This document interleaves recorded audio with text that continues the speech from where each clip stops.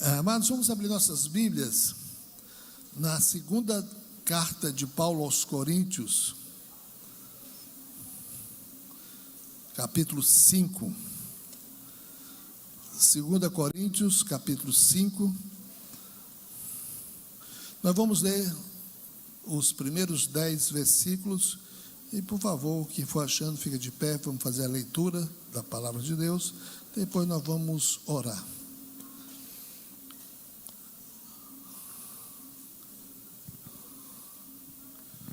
Lembrando que aos sábados nós temos mocidade. Mocidade está fazendo uma gincana missionária, está muito legal. Toda a igreja é convidada. Sábado à noite, 19 horas. Próximo sábado, o Lava Jato da mocidade, é importante lembrar isso. E no próximo domingo vai ter eleição, estejamos orando, e não vai ter escola dominical. Então, 2 Coríntios capítulo 5, versículos de 1 a 10, nós temos aqui a seguinte instrução de Deus para as nossas vidas. Porque sabemos que se a nossa casa terrestre deste tabernáculo se desfizer, temos de Deus um edifício, uma casa não feita por mãos, eterna nos céus. E por isso também gememos, desejando ser revestidos da nossa habitação, que é do céu. Se todavia, estando vestidos, não formos achados nus. Porque também nós, os que estamos neste tabernáculo, nós gememos carregados, não porque queremos ser despidos, mas revestidos, para que o mortal seja absolvido pela vida. Ora, quem para isso mesmo nos preparou foi Deus, o qual nos deu também o penhor do Espírito. Por isso estamos sempre de bom ânimo, sabendo que, enquanto estamos no corpo, vivemos ausentes do Senhor, porque andamos por fé e não por vista.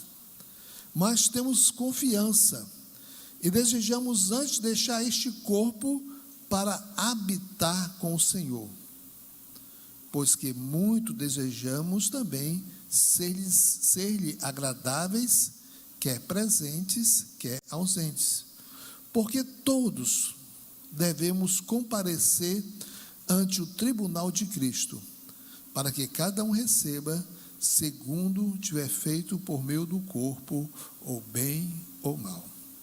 Pai querido, nós te agradecemos, ó Pai, em nome de Jesus, pela leitura da Tua palavra, leitura que fazemos na casa do Senhor, chamando o povo de Deus para juntos adorarmos ao Senhor, juntos lermos, juntos estudarmos, juntos também estamos adorando quando aprendemos e quando nos comprometemos com essas verdades. Rogamos, ó Pai, Tua bênção, tanto na Tua graça para apresentar a palavra, como a graça para receber a palavra. Por isso oramos em nome de Jesus Cristo. Amém. Podemos sentar, amados. Nós estamos realmente, no finzinho dos últimos tempos. É sempre bom lembrar disso, para não perdermos essa esperança, A Bíblia fala dos últimos tempos e parece que nós estamos nesse finzinho. Há 30 anos atrás, quando cheguei nessa igreja, eu comecei a fazer as cerimônias fúnebres, dos avós, dos irmãos. Era muito comum, a avó, o avô ter falecido, alguma coisa assim. Depois de alguns anos, começamos a ver o falecimento dos pais, já velhos, e aqueles irmãos nossos, um pai, a mãe falecer. E nós estamos num tempo que nós estamos já participando de funerais, sepultamentos, não dos avós, não dos pais, mas de pessoas igual a nós, né? E nós sabemos que os tempos em que vivemos cada vez parecem mais difíceis. A sociedade cada vez mais complexa, mais distante de Deus. E a arma que nós temos para vencer tudo isso, amados, essa temporalidade da vida, essa efemeridade da vida, são as certezas das coisas eternas. Precisamos de uma âncora segura, precisamos da palavra de Deus para nos orientar nessa vida. Falamos aqui que em 2 Coríntios 5:10, nesse texto que acabamos de ler, há 3 fundamentos ensinados por Paulo que se aplicam diretamente à nossa vida.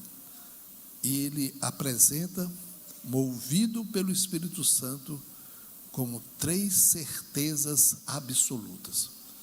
Não é dúvida, a Bíblia apresenta como certeza para nossas vidas. O contexto aqui do capítulo 4, principalmente, é muito importante, pois o apóstolo Paulo, no capítulo 4, expôs as dificuldades de servir ao Senhor. E concluiu dizendo que nós devemos viver nessa perspectiva de que o nosso corpo, de que a nossa vida, de que a nossa existência aqui é cheia de fragilidades.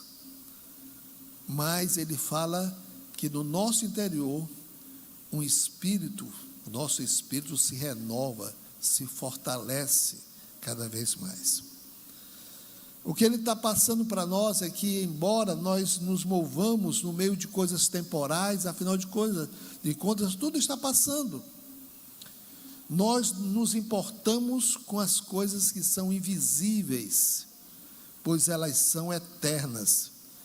E que, embora o nosso presente, muitas vezes, estejamos no meio de muitas dores, seja doloroso, contudo, a Bíblia nos garante que o nosso futuro é glorioso.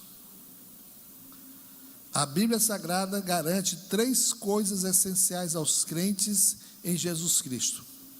Chamamos aqui das 3 certezas gloriosas, 3 certezas absolutas. E nós queremos sair daqui lembrados, conscientes e confiantes nessa certeza. Paulo começa dizendo que é uma coisa que ele fala, e se ele repete esse assunto, é porque isso deve fazer parte de um fundamento da nossa esperança. É a questão de nós temos a certeza que nós teremos um corpo de glória. Hoje fizemos o sepultamento do irmão Lázaro.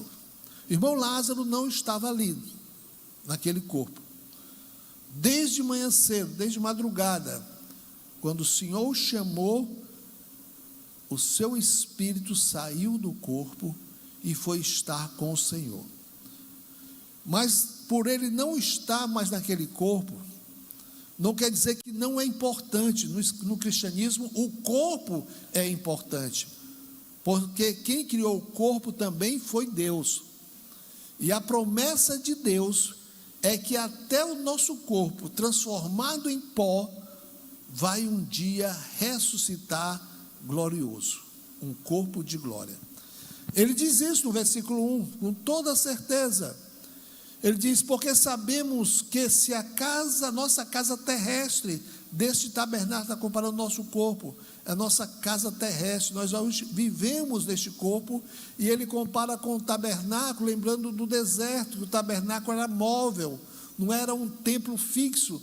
Esse nosso tabernáculo, nosso corpo, ele é móvel. Hoje eu estou aqui, daqui a pouco vou estar lá na minha casa, né?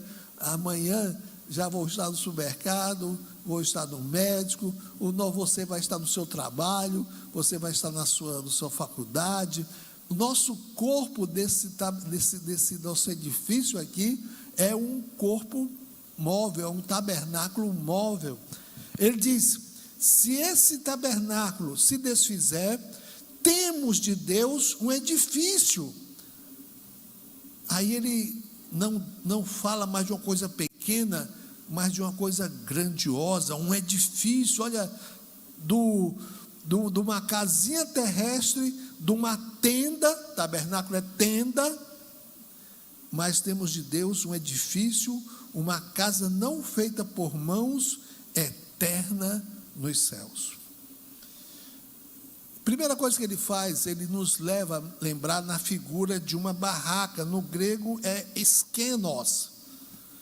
Essa barraca que é o nosso corpo, que é desgastável, vai ser trocada por uma mansão.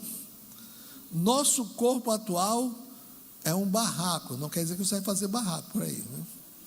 É um barraco, é uma moradinha provisória, e que quando dessa forma ele se desfizer, ele será trocado por um edifício celestial, por um templo que não será feito por mãos humanas, pois será eterno e celestial. Deus salva-nos completamente, corpo, alma e espírito. Nosso espírito já foi salvo, lavado pelo sangue de Jesus, purificado, temos acesso a Deus. Nossa alma, nossos sentimentos ainda está sendo trabalhado pelo Senhor, ainda lutamos na nossa alma é cheia de nódoas, é cheia de coisas ainda, e temos que lutar. Ele está também salvando, mas o nosso corpo também no futuro será completamente revestido de glória. É interessante que Paulo, como judeu, e a cultura aqui é judaica, ele está falando para pessoas que entendiam muito bem isso. Os judeus sabiam o que era morar em tendas, pois seus antepassados moraram por 40 anos em tendas, no deserto do Sinai, rumo à terra prometida. E Deus instituiu a festa chamada dos tabernáculos, a festa chamada de Sucote, depois que eles entraram na terra de Canaã. Então, na festa dos tabernáculos, eles celebravam todo ano os 40 anos que eles moraram em tendas. E na festa do Sucote, nessa festa dos tabernáculos, eles tinham que ficar dormindo toda noite em tendas, para lembrar aquele acontecimento lá. Olha como isso era didático, e como o apóstolo Paulo vai usar isso para nós hoje em dia ainda. Ele traz ensinos que se tornam muito claros, muito fortes. Então falamos, na festa dos tabernáculos, que era celebrada todos os anos, eles passavam uma semana morando em cabanas, barracas, tendas. Entre outros ensinos, né, todo mundo só lembra disso. Além da lembrança do êxodo, dos 40 anos que os seus antepassados passaram do Sinai, havia um ensino inesquecível de o quanto é ruim morar em tenda.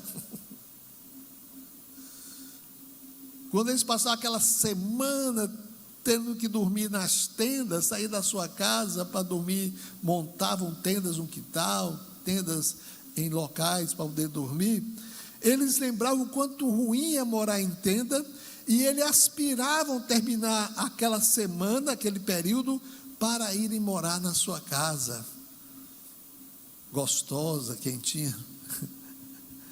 Você já foi a algum lugar que você dormiu ruim? Já foi a algum lugar? Né? Eu não fui, ultimamente não fui em nenhum lugar que dormi ruim não, mas eu passei uns 40 minutos num lugar muito ruim. Eu fui fazer uma ressonância magnética. Me colocaram num negócio lá, numa cabine bem estreitinha, e mandaram eu botar os dois braços para cima, e me colocaram um fone de ouvido que não servia para nada, para não ouvir o barulho, e aquela desgraça ficava pé, pé, pé, aí e começou a doer minhas costas, começou a doer meus ombros, comecei a ficar impaciente. Eu disse, eu vou dar um chute aqui nesse negócio e eu me lembrava que eu paguei R$560. E quando ele veio, pronto, terminou. Aí lá vem a mulher com a seringa, como é o nome que chama daquele passo, é? É o quê? Contraste, vocês sabem, né? Todo mundo. É para vocês mesmo que eu estou pregando, é para vocês mesmos. E aí prolongava, eu acho que foi uns 40 minutos, eu só não saí dali por causa do meu dinheiro. Porque, ou então pensava, se faltar só 5 minutos e eu sair daqui, fazer tudo de novo. Mas como eu gemi, aspirando voltar para a minha caminha, voltar para o meu colchãozinho, né, ao lado da guidinha, ali é que é o bom.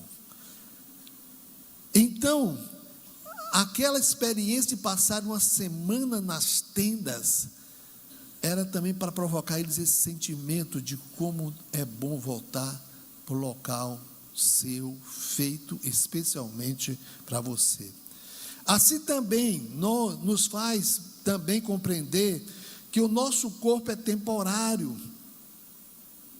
e que nós temos, da parte de Deus, uma mansão corpórea, do corpo glorificado, que é eterno e que será celestial também. Gente, esse versículo 1, 1 Coríntios 5:1, ele é tão forte no ensino que até hoje os teólogos estão brigando com esse texto. Sério. Porque Paulo diz, preste atenção, porque sabemos que se a nossa casa, ele fala uma condição, porque vai acontecer, terrestre, deste tabernáculo se desfizer, ele não diz que vamos ter, ou temos a garantia, ele diz, nós temos de Deus um edifício. A questão é essa, como é que é uma certeza tão absoluta, tão correta, tão forte, que ele diz que como se já tivéssemos esse corpo glorificado. Pela teologia, o corpo glorificado vai ser dado a nós, ou no arrebatamento, né, daqueles que estiverem vivos, quando Jesus Cristo voltar, ou dos mortos, os corpos que serão transformados, os corpos já transformados em pó, em cinza, também serão glorificados. Esse corpo vai ser nesse momento. Mas Deus coloca aqui uma expressão que até hoje nós não entendemos bem. Chega-se até a teoria de que esse corpo glorificado já está até no céu. O seu, o meu, nós está tudo guardadinho lá, só esperando que aconteça esse momento. Mas que Deus está dizendo para nós essa certeza, até o nosso corpo será resgatado e será resgatado em glória. Isso é uma certeza. O verbo que ele usa aí, no versículo 1, é o verbo sabemos. Eu já expliquei, o roida no grego, não é um saber por presumir, por pensar, filosófico. O roida é o saber porque alguém lhe ensinou, você leu. É um conhecimento aprendido, ou que alguém passou para você, ou que você aprendeu porque estava escrito. É um conhecimento que você apanhou, pegou para si. Então ele diz, essa verdade Deus ensinou, então nós sabemos. É a mesma palavrinha abençoada em Romanos 8:28. Nós sabemos que todas as coisas cooperam para o bem daqueles que amam a Deus, daqueles que são chamados segundo a sua vontade. Porque nós sabemos, olha, aconteceu um câncer, aconteceu um problema, e isso vai ser bom para mim? Não dá para saber, mas sabemos porque Deus garante que Ele vai usar todas as coisas para o nosso bem, porque Ele está formando em nós a imagem de Jesus Cristo. Então Ele está trabalhando em nossa vida, nada vai deixar. Ele usou também esse verbo no verso 14 do capítulo 4, está em cima no seu texto, Leonardo, capítulo 4, verso 14, ele usou também o roida, quando ele diz que nós temos certeza, sabemos que aquele que ressuscitou o Senhor, nos ressuscitará também por Jesus e nos apresentará convosco. Nós sabemos que o Espírito Santo, aquele que ressuscitou Jesus, aquele poder que tirou o corpo de Jesus lá do túmulo, é o mesmo Espírito Santo que vai nos ressuscitar também. Nós sabemos o que a Bíblia disse, sabemos que a Bíblia ensina, essa é uma verdade bíblica. A outra certeza que ele nos ensina, que realmente é admirável na Bíblia Sagrada, porque a Bíblia Sagrada, ela encara tudo com realidade, tanto a realidade do nosso corpo glorificado, nosso corpo de glória, como a realidade também da nossa existência, da nossa vida aqui. Ela não faz uma fantasia, ela não faz uma coisa utópica, ela diz, essa realidade aqui é difícil, problemas e mais problemas, dificuldades e mais dificuldades. Eu já empatei com a Bíblia. A Bíblia tem 66 livros e eu tenho 66 anos, já empatei com a Bíblia. Estou já chegando em Paulo. Paulo deve ter muito por volta aí de 67, por aí assim. Já estou chegando em Davi e Salomão, que morreram com 70. Mas eu pego também esse pessoal de 50 aí, e todo mundo está ruim também. Todo mundo está com a dificuldade, está com a luta. O que é a sua luta? Qual é a sua dificuldade? A minha dificuldade, você não conhece o meu trabalho, você não conhece o duro que eu dou. Realmente, comerás o teu pão com o suor do teu rosto. É duro, é difícil. Você não sabe as dificuldades que eu tenho lá na minha vizinhança, não é, Marlúcio? Você está melhorando lá, né? A nossa vizinhança no céu vai ser maravilhosa, Marlúcio, né? Você não sabe a minha vizinhança, você não sabe o que é morar lá. Realmente, são lutas. Mas a Bíblia apresenta que nessa realidade é desse jeito, ela não enfeita. Ela vai usar aqui um verbo fortíssimo 2 vezes. Vamos ler os versículos 2 até o versículo 4. Por isso também nós gememos, desejando ser revestido da nossa habitação que é do céu, se todavia estando vestidos, quer dizer, Paulo desejava que ele estivesse com o seu corpo ainda, com a sua tenda quando Cristo voltasse, aí é o sentido de vestido, e não nus, né? Não fomos achados nus é porque está, o corpo já não está mais com o espírito. Então, nós temos uma diferença de estarmos vestidos com o corpo ou estarmos sem o corpo, estarmos despidos. A esperança do crente, vamos falar daqui a pouco sobre isso, não é a morte. A esperança do crente é sermos transformados ainda em vida. Ele diz, porque também nós, o que estamos neste tabernáculo, nessa tenda, neste esquenos, nesse casebrezinho, nós gememos carregados, não porque queremos ser despidos. O que é despido? Morto. Nós não queremos ser mortos, nós não queremos a morte, mas nós queremos ser revestidos para que o que é mortal seja absolvido, né? Seja completamente revestido pela vida. Vamos entender aqui. 2 vezes o apóstolo Paulo usa o verbo gemer. No versículo 2, por isso também gememos, e no versículo 4, porque também nós, os que estamos neste tabernáculo, gememos. Paulo usa 2 vezes. Ele está querendo mostrar esse contraste. Ele sai do assunto, no versículo 1, da morada celestial, que é eterna, que é gloriosa, para falar de sua compreensão da natureza da realidade de viver aqui e de servir ao Senhor agora. Paulo passou por tudo isso. Paulo passou por doenças, Paulo passou por perseguição, Paulo passou por fome, Paulo passou por nudez, Paulo passou por perseguição, por calúnia. Paulo passou por todas as coisas. Ele sabia muito bem essa realidade presente nossa do que estamos aqui servindo a Cristo. E Paulo vai dizer 3 verdades inesquecíveis sobre o nosso gemido. Primeiro, quando pensamos e cremos no que nos aguarda no céu, nós gememos aspirando o cumprimento dessa promessa. O primeiro gemido é um gemido de esperança. Versículo 2: por isso também gememos desejando ser revestidos.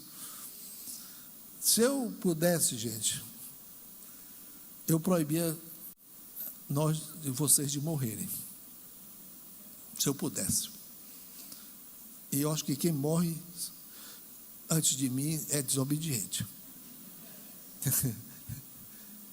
Porque a grande esperança nossa, sabemos que a morte, Paulo fala que é estar com Cristo, que é incomparavelmente melhor. Mas ele diz que a melhor coisa é não passarmos pela morte.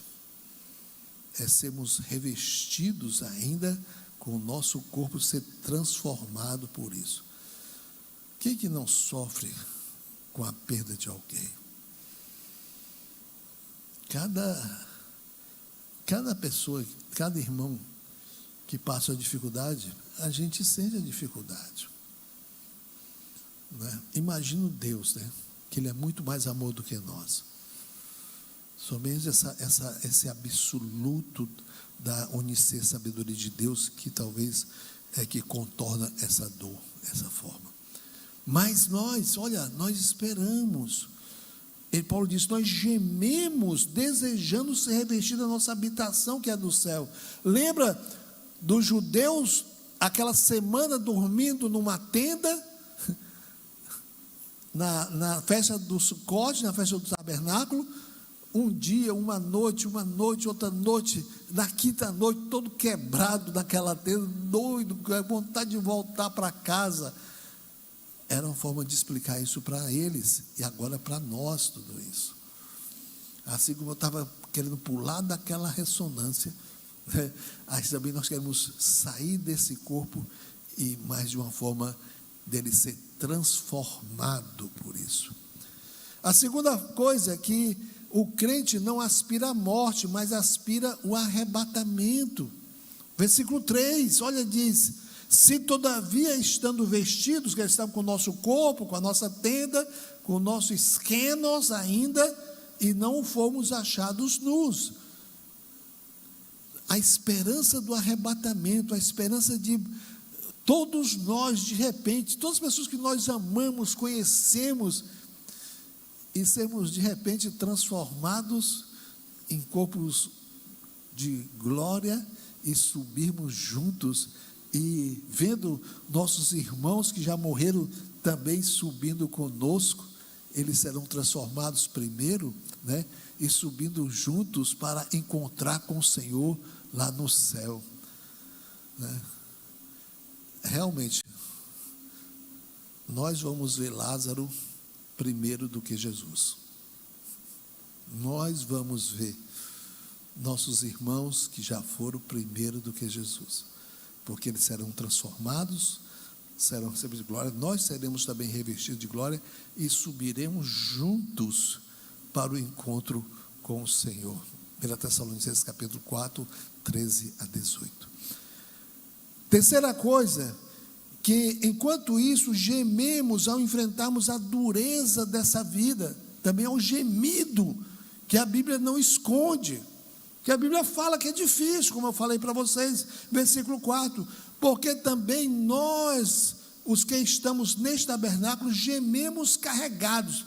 Eu coloquei aí o sentido dessa palavra, né? Enquanto isso gememos ao enfrentarmos a dureza da vida, quando ele diz gememos carregados, esse adjetivo pode ser traduzido por sobrecarregados, angustiados, cansados, aflitos também seria uma boa tradução dessa expressão grega. O meu dia hoje foi difícil, tinha uma ligação não atendida por mim do pastor Lúcio de manhã. O pastor Lúcio me ligar bem cedo. Que negócio é esse? Aí fiz contato com o pastor Lúcio. O Lázaro faleceu. Deus chamou o irmão Lázaro. Ninguém esperava isso hoje. Ninguém, né? Nosso folder da escola dominical já estava até impresso, né, pastor Rodolfo? Estava até impresso, ia trazer um assunto novo hoje da escola dominical, estava até impresso. Tínhamos uma reunião com a liderança da mocidade depois da escola dominical, né? Tínhamos o terminar, alguns retoques da mensagem para hoje à noite. Era outra mensagem que eu trazia hoje à noite. Chegamos aqui, fizemos a primeira parte aqui, fomos lá na UPA, tanta coisa para ser resolvida, tanta coisa para ser tratada. A família nesse momento fica muito desnorteada. Para você ter uma ideia, na hora que chegamos lá, deve ser uns 10 horas, quase 10 horas, 9 horas, né? Ainda não tinham acertado com a funerária, não tinham acertado ainda com o cemitério. É que não vai, fulano e tal. Vamos, gente, temos que resolver isso, temos que tratar disso. É hora de colocar a cabeça no lugar. Então, isso é tenso. E se lá no São João Batista não puder, o que vai acontecer? Não tem problema, Deus tem a solução, vai estar à frente de tudo isso. Viemos para cá, para a igreja, né, para dar uma satisfação aos irmãos, para orarmos juntos aqui, para termos esse tempo juntos. Depois fomos para a UPA, depois íamos para o cemitério para resolver, no meio do caminho foi resolvido, voltamos. Totalmente diferente, totalmente tenso. Falar com pessoas que estão sofrendo é difícil, a gente tem que pisar em ovos, não tem que parecer materialista, né? Já apuraram o dinheiro todo, já está tudo certo, precisa de alguma coisa a mais. Tudo isso é tenso, tudo isso envolve um cansaço mental, psicológico. Marcamos então, foi tudo, Deus abençoou, que tudo foi acertado. O nosso culto aqui às 2:30 da tarde, o sepultamento às 4 horas. Fizemos o culto aqui, pastor Lúcio ajudou, Gilvan nos ajudou nas caminhadas, pastor Rodolfo trabalhando, todo mundo trabalhando. Depois fomos para o cemitério, né?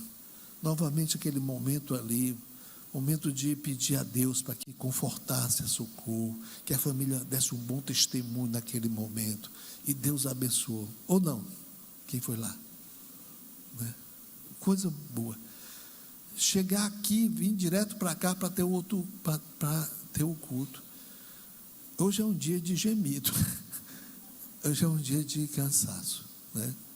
Eu chegando do cemitério, o Marcos perguntou, missão cumprida, né? Hoje ainda falta uma, e queira Deus que seja a última hoje, em nome de Jesus. Está proibido alguém morrer hoje à noite, viu? Mas, gente, é isso que Paulo fala, nós somos sobrecarregados, nós somos angustiados, ficamos cansados e aflitos, faz parte desse trabalho de Deus em nossas vidas, faz parte desse aprimorar de Deus em nossa vida, faz parte dele nos preparar para gemermos, não somente dessas lutas, mas gemermos que isso tudo termine com o arrebatamento da igreja. E nos versículos 5 a 10, nós temos a convicção, a certeza absoluta do futuro. Olha, gente, versículos 5 a 10, talvez não vamos tratar de todos os assuntos desse aqui, mas é tão rico, ele vai tecendo, né, uma explicação. Primeiramente, ele fala do nosso corpo glorificado. Depois ele fala das nossas lutas aqui que nós gememos. Depois ele fala acerca do futuro. Aqui nós vamos analisar 3 elementos que nos mostram que a vida aqui deve ser vivida sempre na perspectiva do encontro com o Senhor no céu. E nossa igreja tem essa obrigação de fazer isso. Não somente na ceia, mas dou graças a Deus, porque isso é da nossa índole de fé, nós crermos acerca do nosso encontro com o Senhor, e estamos sempre falando e vamos sempre falar, porque isso faz parte da nossa esperança. Deus, para isso, nos preparou, nos dando em nossa conversão o penhor, a garantia do Espírito Santo. O versículo 5: ora, quem para isto mesmo nos preparou foi Deus, o qual nos deu também a garantia, o penhor do Espírito. Penhor é uma garantia de uma coisa futura. Falamos aqui, o noivo dá uma aliança para a noiva. Naquele tempo dava até, podia ser o seu cajado, podia ser um dote, podia ser alguma coisa preciosa dele, como penhor, como garantia do casamento. E Deus diz: olha, na sua conversão, quando você entregou sua vida a Jesus, o Espírito Santo entrou na sua vida, você foi batizado, mergulhado, imergido completamente no Espírito Santo. Ele é o penhor, ele é a aliança do noivo Jesus, a sua noiva que somos nós, e que em breve a levará para as bodas, para a festa de casamento nos céus. Esse Espírito que faz com que você não desista, que faz com que você esteja aqui, apesar de todas as coisas, de todas as seduções dessa vida, apesar de todos os problemas dessa vida, você está aqui. Sabe por quê? Porque esse Espírito Santo, o Deus Espírito Santo, está em você. Ele é a garantia de que nós vamos ter uma festa no céu, o nosso casamento com Jesus. Quando lemos Efésios 1:13, nós lembramos, né?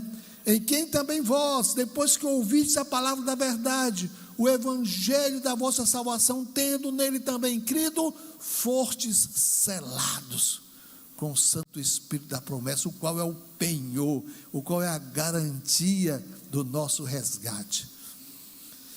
Lembremos, né, da nossa aliança de noivado, foi isso, né? Quando ficam noivos, o rapaz e a moça, eles dão uma aliança. Essa aliança é o penhor, a nossa lembrança que vamos nos casar.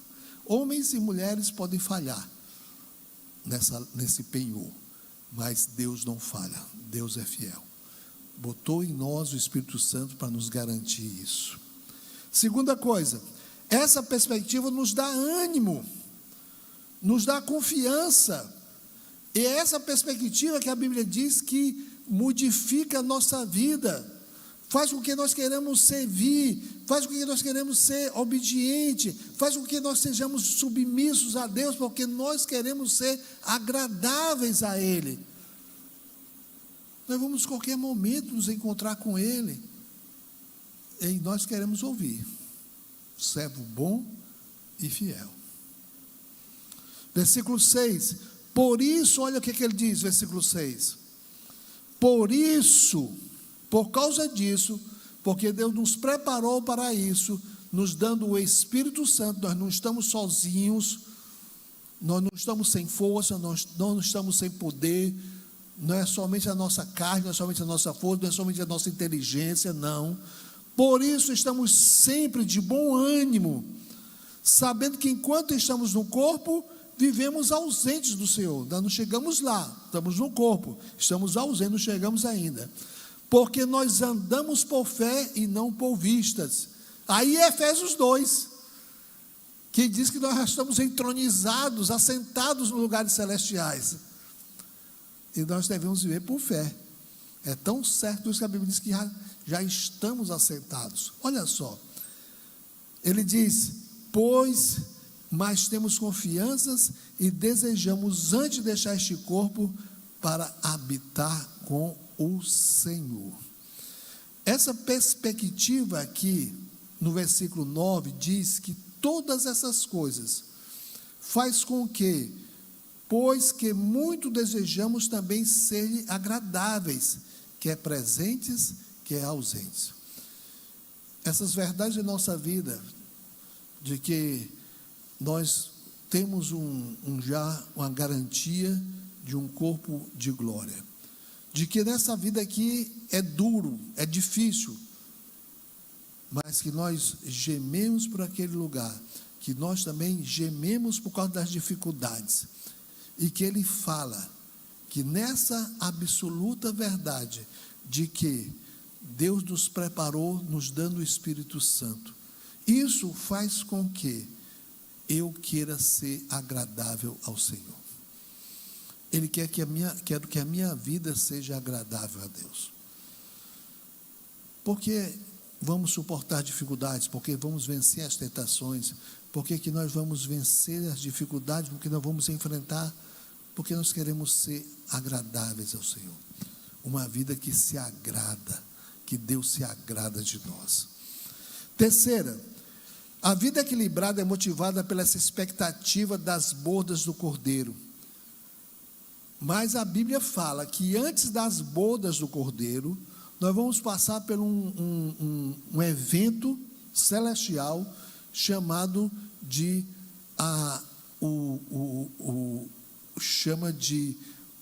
o tempo que nós vamos enfrentar ou passar.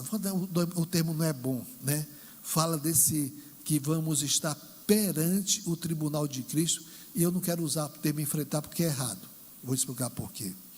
A vida equilibrada é motivada pela expectativa das bodas do Cordeiro, mas que é precedida no céu pelo tribunal de Cristo, porque todos devemos comparecer ante o tribunal. A palavra tribunal aí é bema, que não era o tribunal do julgamento do juiz, era o local onde os atletas eram coroados por causa da sua performance na corrida. Ninguém vai ao pódio para ser tomada alguma coisa dele. O pódio é para você receber alguma coisa. Será a medalha de prata, será a medalha de ouro, será a medalha de bronze, mas é o local onde você vai receber alguma coisa. Esse é o sentido do bema, esse é o sentido do tribunal de Cristo. Então nós falamos aqui, no tribunal de Cristo, cada crente será avaliado e galardoado por meio de sua fidelidade de servir a Deus e por meio do corpo. E quando voltamos aqui nesse item 4 explicando, o tribunal de Cristo tem um elemento totalmente diferenciado, sabe qual é? Ele premia pelo bem. Todos os tribunais humanos, eles são feitos para castigar pelo mal, ou então inocentar por não ter feito mal. Mas o tribunal de Cristo é para premiar essa vida agradável, é para premiar essa fé no invisível. Não olhamos para a circunstância, nós olhamos para o futuro. Vale a pena servir ao Senhor. Nossa conclusão, nós temos 3 certezas absolutas. 2 Coríntios capítulo 1, versículo 10. Primeiro, a certeza de um corpo glorificado. A segunda certeza, a compreensão realista do presente, é difícil, a vida presente. E a terceira é a certeza, a convicção absoluta acerca do futuro. Deus nos preparou para isso, quando nós nos convertemos, nos dando o Espírito Santo. Uma vez aqui, amados, eu quero terminar com uma história que eu li há algum tempo atrás, e eu achei melhor trazer essa história novamente.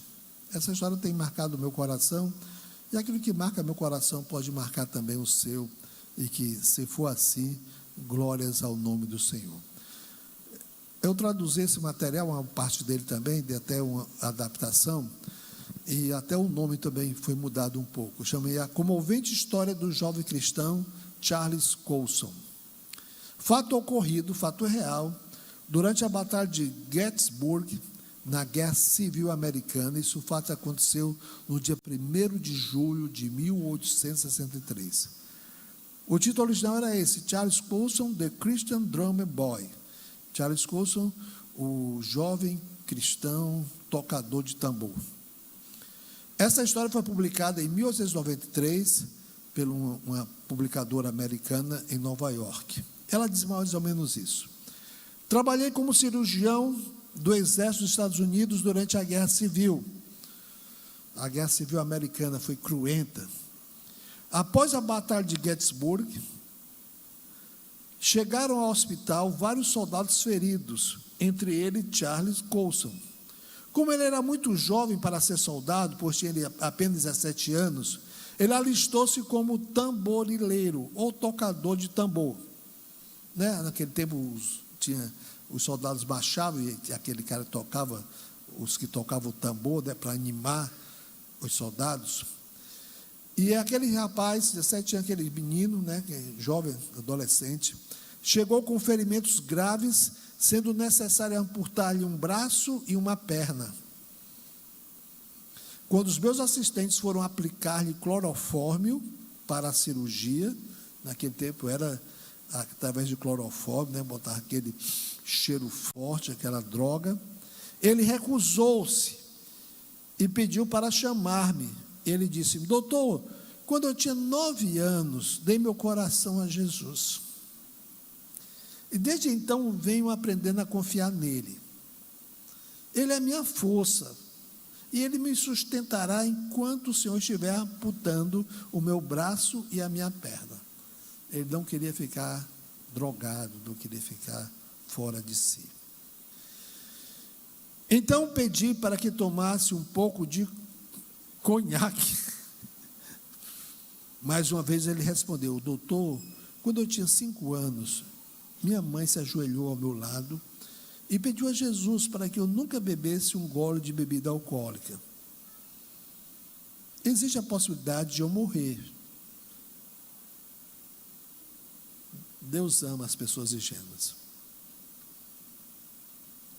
Existe a possibilidade de eu morrer e ir à presença de Deus. O que o senhor acha se eu chegar lá com um barro de conhaque? Falar com Jesus. Naquela ocasião, ele diz: eu detestava Jesus, mas admirei a lealdade daquele rapaz com o seu Salvador. Chamei o capelão, que eu conhecia bem o moço, pois este frequentava as reuniões de orações. Disse o capelão: Charles, estou muito penalizado de vê-lo assim, Charles.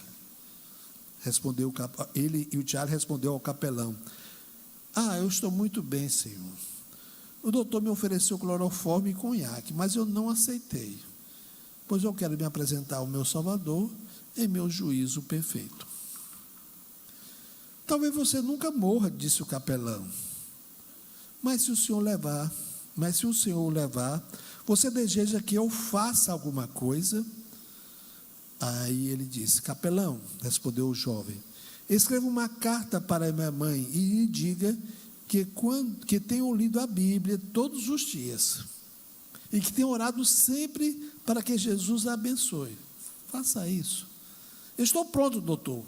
Prometo que não vou nem gemer se o senhor não me der o clorofórmio. Garanti a ele, garanti que não aplicaria a droga. Mas antes de pegar o bisturi, fui à saleta tomar um gole de conhaque. Quando peguei a serra, gente, você já viu médico ortopedista indo para a sala de cirurgia? Eu já vi. Eles vão com um serrote desse tamanho. É a coisa mais horrível do mundo. Parece que está indo para o açougue. As ferramentas dos ortopedistas, dos traumatologistas, que vão serrar mesmo, até com tipo corrupio.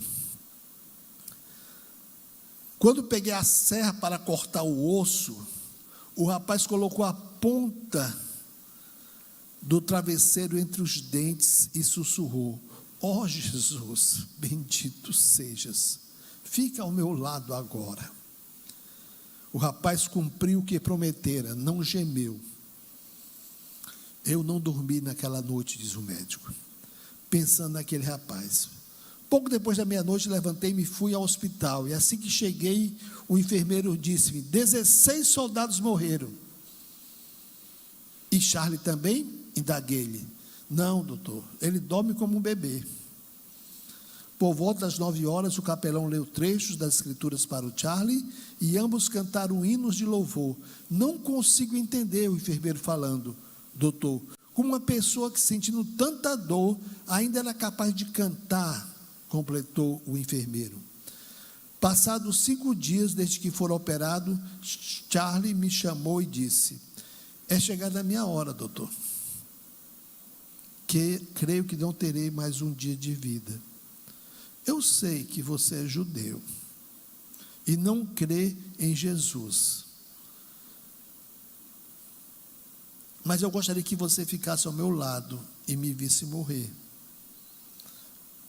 Me visse eu morrer confiando em meu Salvador. Eu tentei ficar, mas não consegui, pois aquele rapaz regozijava no amor daquele Jesus que eu detestava. Passado 20 minutos, o enfermeiro procurou-me no consultório e disse: doutor, Charles está morrendo e ele gostaria de vê-lo novamente. Chegando ao quarto, Charles pediu-me que segurasse a sua mão e ele me disse: doutor, eu amo o Senhor porque é judeu. O melhor amigo que eu tive neste mundo foi um judeu. Eu perguntei-lhe quem era esse amigo, e ele replicou: Jesus. E eu quero apresentá-lo a ele antes de morrer. Enquanto o Senhor me amputava, eu orei a Jesus, pedindo que manifestasse o seu amor ao Senhor. Aquelas palavras tocaram fundo em meu coração. 12 minutos depois, ele dormiu tranquilo nos braços de Jesus. Durante a guerra morreram centenas de soldados. Eu só compareci ao sepultamento do Charles Colson. As últimas palavras daquele rapaz me impressionaram muito. Eu possuía muitos bens materiais, mas teria dado todo o meu dinheiro para crer em Cristo como ele cria. Contudo, a fé é algo que o dinheiro não compra. Pouco tempo depois, esqueci o sermão de Charlie, embora não conseguisse esquecer-me do próprio rapaz.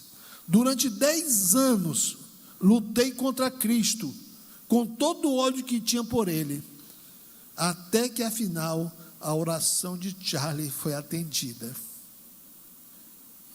Um ano depois da minha conversão, eu fui a uma reunião de orações no Brooklyn, onde as pessoas davam seus testemunhos. Depois que várias pessoas falaram, levantou-se uma senhora idosa e disse: eu estou com os pulmões muito doentes e pouco tempo me resta. E é um imenso prazer saber que muito em breve me encontrarei com meu filho e com Jesus. E ela continuou: ele foi ferido em uma batalha e ficou aos cuidados de um médico judeu que lhe amputou o braço e uma perna. Morreu 5 dias após a operação. O capelão escreveu-me uma carta relatando o que ocorrera entre meu filho e um médico em seus últimos momentos de vida. Ao ouvi-la, eu não me contive. Levantei-me e fui correndo até ela. Apertei-lhe a mão e disse-lhe: Deus abençoe minha irmã. A oração do seu filho já foi atendida. Eu sou o médico judeu por quem o Charles orou. E o Salvador dele é agora também meu. O amor de Cristo conquistou, cativou a minha alma. Deus nos dá esperança. Esperança como esse rapaz tinha, de que em momentos de adversidades, Jesus estava com ele. E Jesus fazia milagres. Vamos orar. Pai querido, nós queremos te agradecer, Pai, porque uma coisa que a tua palavra fala, garante-nos que o Senhor é fiel, o Senhor é o mesmo, o Senhor não muda. O Senhor é o Deus que nos implanta esse teu Espírito, é o Deus que nos dá a confiança, a certeza de que temos um futuro glorioso. Não esconde essa realidade desses gemidos, dessas dificuldades, mas também nos dá tantas bênçãos nesse período, tantas alegrias, ver vidas salvas, ver vidas transformadas, ver vidas consagradas ao Senhor, ver vidas perseverantes, que estamos caminhando, correndo, lutando nessa maratona juntos, e vamos chegar até o final, e esperamos que seja para todos nós, um dia glorioso, aquele grande som de alarido, o toque da trombeta, os mortos ressuscitarão primeiro e depois nós, os vivos, os que ficarmos, seremos transformados, arrebatados para estarmos juntos com o Senhor. Então nós te louvamos, ó Pai, porque essa é a verdade, essas são as convicções absolutas da nossa vida. Muitas delas não vemos agora, mas pela fé nós enxergamos, pela fé nós contemplamos. E oramos, ó Pai, para que essas verdades, como Paulo disse, faz com que nós queremos ter uma vida agradável ao Senhor. Uma vida que o Senhor possa olhar e dizer: esse é meu filho, essa é minha filha. Como é bom ter um filho assim, como é bom ter trabalhado, como é bom ter salvo. Que agradável é. Faz com que nós tenhamos assim, ó Pai. Por isso oramos, pedindo a tua bênção em nome de Jesus. Amém.